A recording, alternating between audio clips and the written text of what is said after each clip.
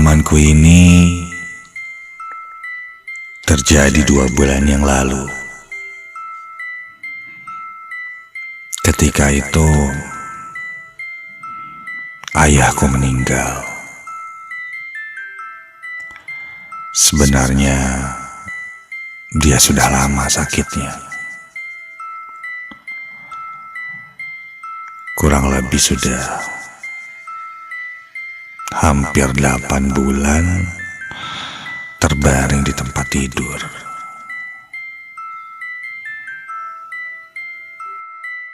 Katanya ayahku terkena penyakit dalam sehingga membuatnya sulit untuk makan, sering batuk. Entahlah,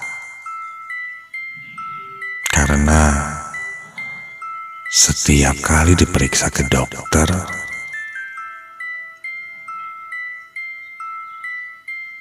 dokter tidak memberikan jawaban yang jelas. Dokter selalu bilang kondisi ayahku baik-baik saja. Bahkan sampai aku ke dokter ahli penyakit dalam pun tidak diberikan resep yang aneh-aneh. Hanya vitamin dan intinya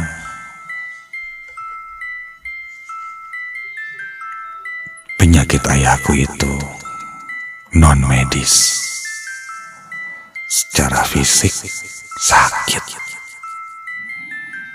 tapi ketika diperiksa tidak terdeteksi penyakit apapun. Aneh.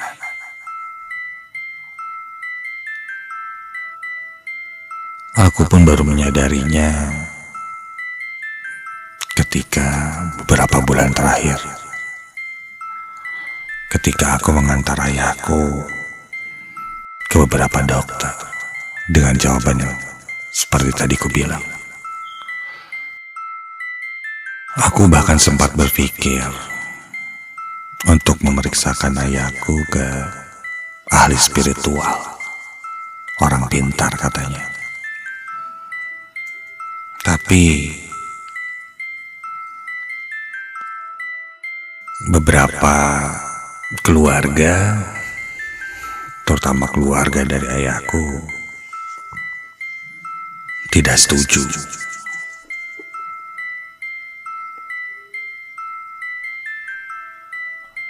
Ayahku sudah tidak bisa berbuat apa-apa,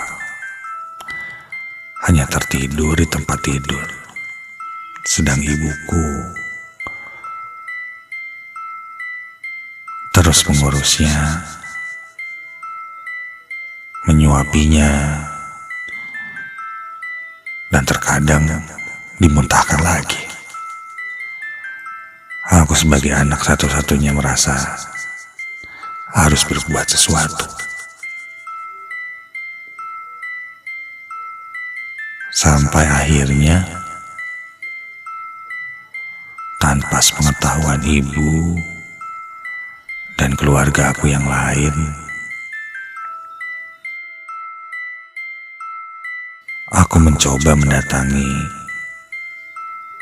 seseorang yang cukup ahli di bidang spiritual. Atas rekomendasi dari salah satu temanku, aku pergi ke sana. Tepatnya di daerah Bandung Utara.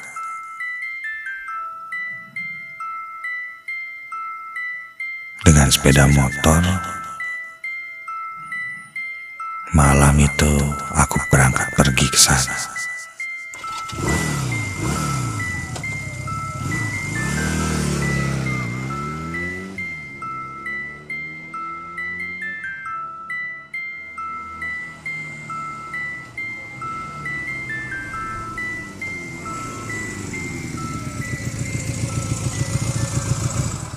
Kurang lebih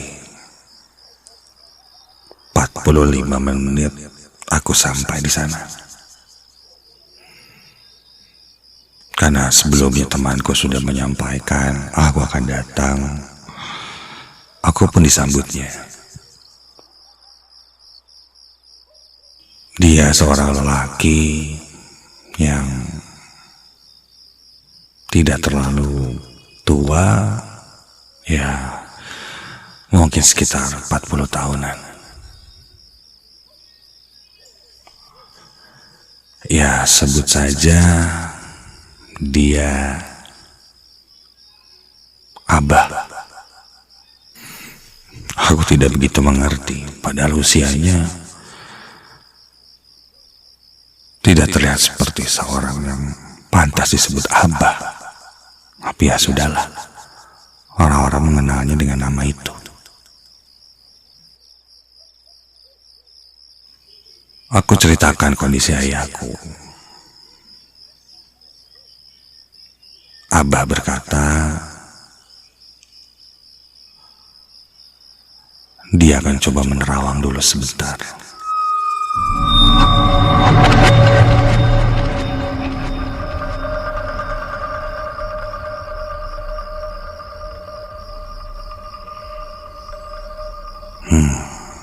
Aku menunggunya.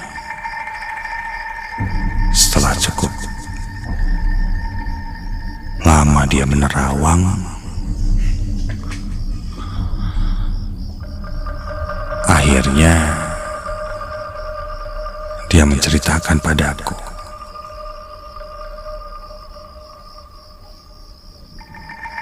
Awalnya kupikir ayahku diguna-guna, terkena santet, tapi ternyata tidak.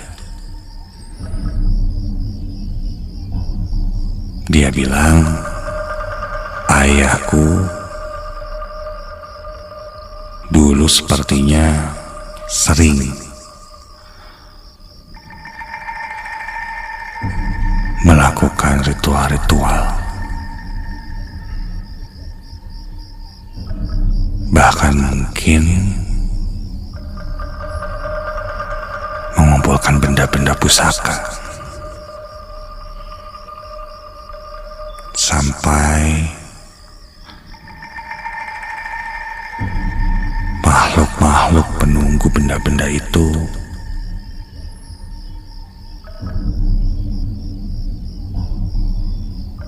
sudah menyatu dengan badannya.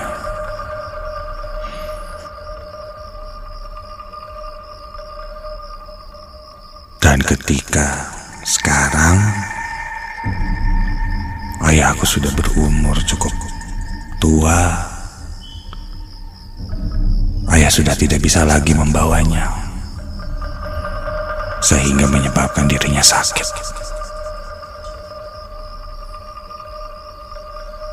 Sedari kecil sih, aku tidak pernah tahu ayah melakukan hal seperti itu. Abah melanjutkan dan dia bilang kalau ini dilakukan sudah cukup lama, bahkan mungkin sebelum menikah dengan ibuku. Dan ayah pun sudah meninggalkannya cukup lama, tidak melakukan hal seperti itu lagi. Namun ada beberapa sosok yang akhirnya masih cukup kuat menempel dengan ayah.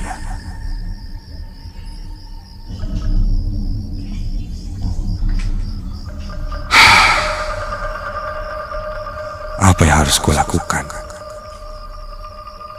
Abah berkata, ayah harus dibersihkan. Dia ruwet.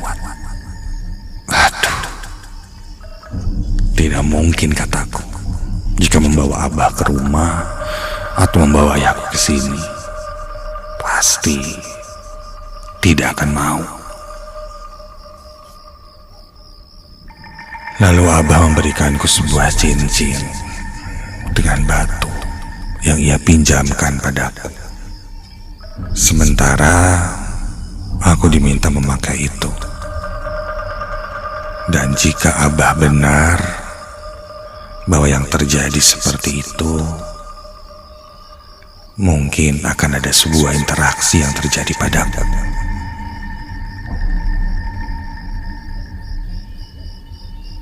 Dan setelah itu,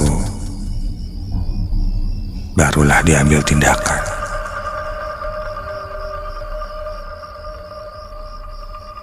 Aku pun mengambil cincin itu, lalu aku pulang ke rumah.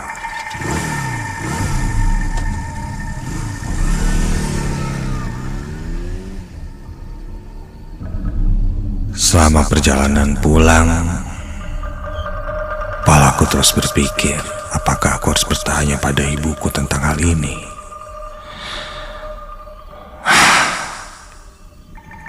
Nanti sajalah.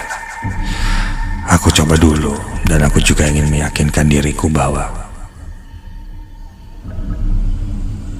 yang Abah katakan itu benar.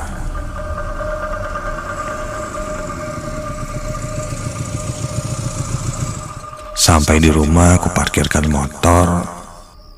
Sebelum masuk ke rumah, aku pakai cincin itu. Cincin dengan batu berwarna merah. Ya, seperti batu akik.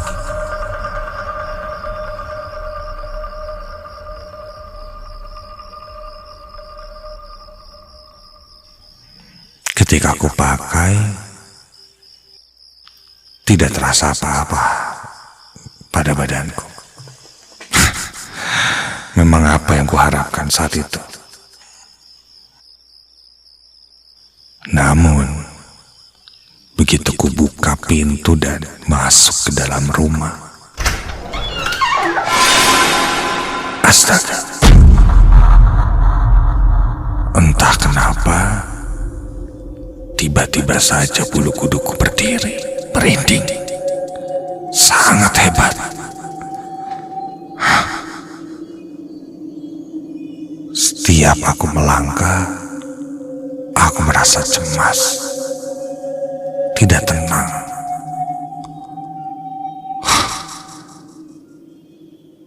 Aku terus merinding hebat. Aku pun berjalan ke kamar ayah untuk melihat kondisinya. Begitu ku buka dan masuk ke dalam kamar ayah,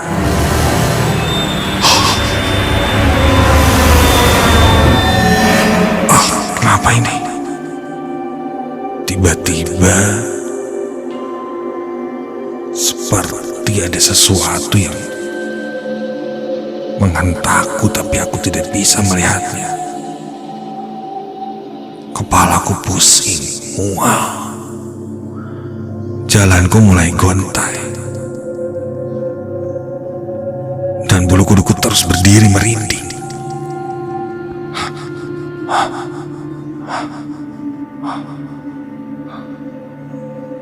Aku lihat ke arah ayah.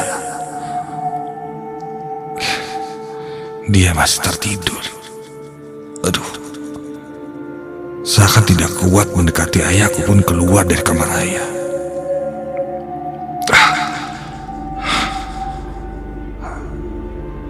Apakah ini pengaruh dari cincin yang kupakai?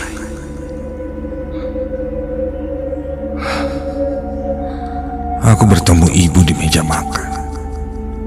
Dia sedang melamun sambil makan malam. Bu,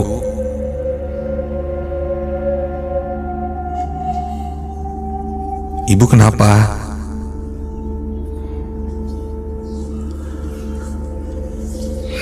Ibu hanya menoleh ke arahku dan tersenyum, menandakan dia tidak apa-apa.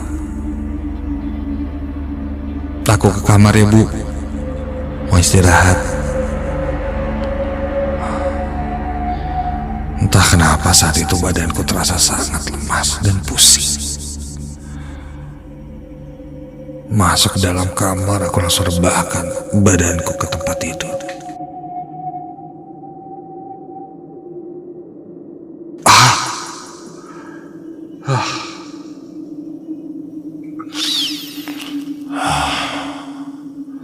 Mataku masih terpejam.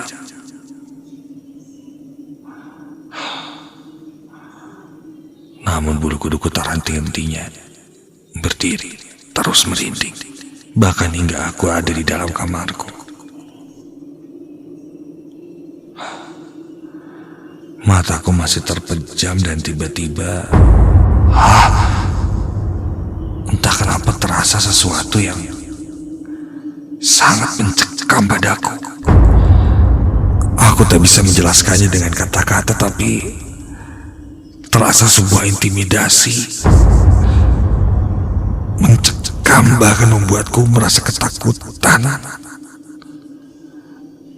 merinding. Namun itu yang kurasakan, dan aku pun coba membuka mata. Dan ketika aku buka mataku, astaga,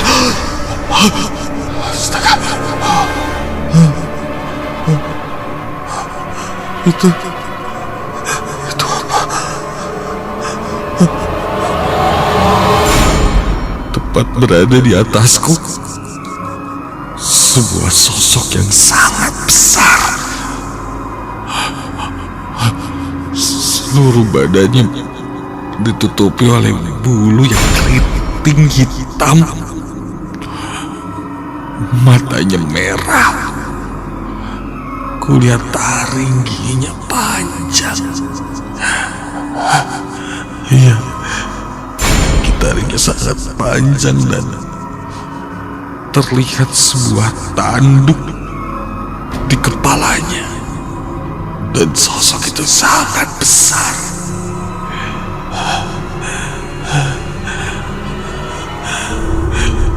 Sosok itu seakan merunduk, bahkan seluruh dinding-dinding kamarku kini tertutupi oleh bulu-bulu makhluk itu.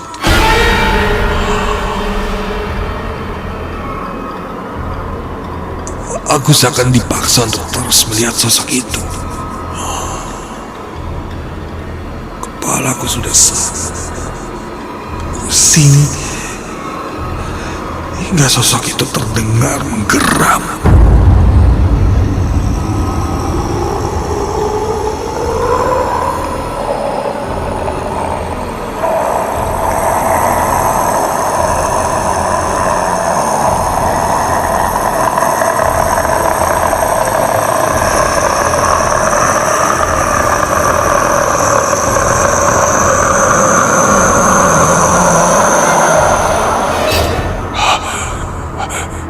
Suara geraman itu di dalam hatiku, aku merasa sosok itu menyampaikan sebuah pesan. Secara batin, dia seakan berkata, "Aku lapar. Aku lapar. Jangan usir saya. Aku lapar." Itu terus terasa di batinku, hingga akhirnya aku terbangun, langsung berlari keluar dari kamar.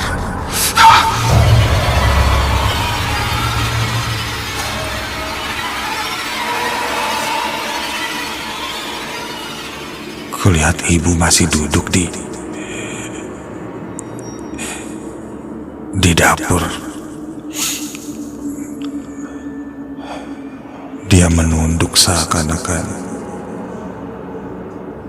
baru saja selesai menangis. Sepertinya dia ketiduran. Bu,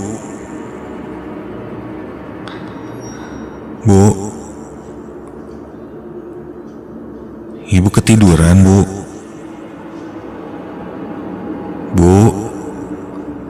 Aku berjalan mendekati ibu yang sedang terduduk di meja makan. Sepertinya dia ketiduran. Bu, pindah yuk, Bu. Ke kamar, jangan tidur di sini. Bu, ketika aku akan menepuk pundak ibu, tiba-tiba... Kak, ngobrol sama siapa kamu? Aku mendengar suara ibu di belakangku. Dan ketika aku berbalik, ya, itu ibu. Ibu berdiri di belakangku. Dan ketika kulihat lagi ke meja makan, sosok yang tadi seperti ibu sudah tidak ada.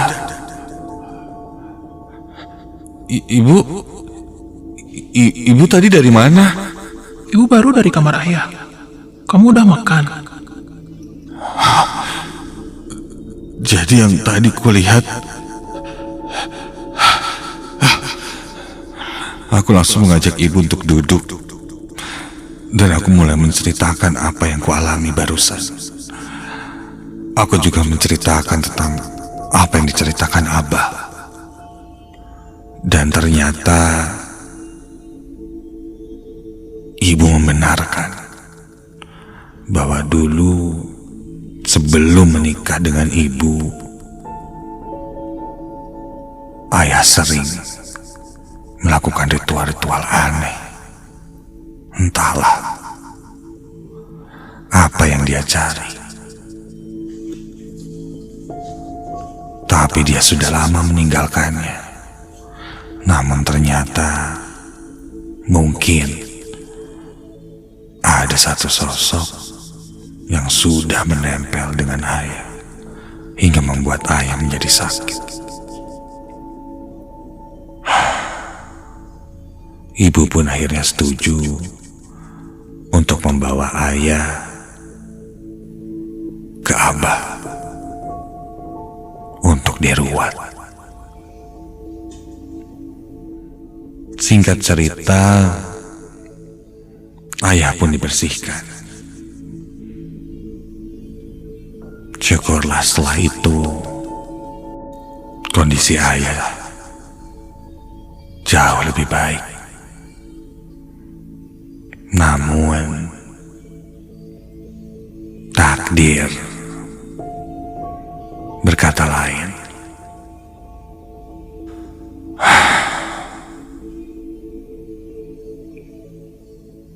Menurut Abah,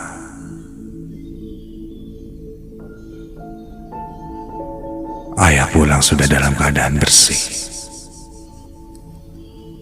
Mungkin seharusnya seperti itu yang terbaik untuk ayah.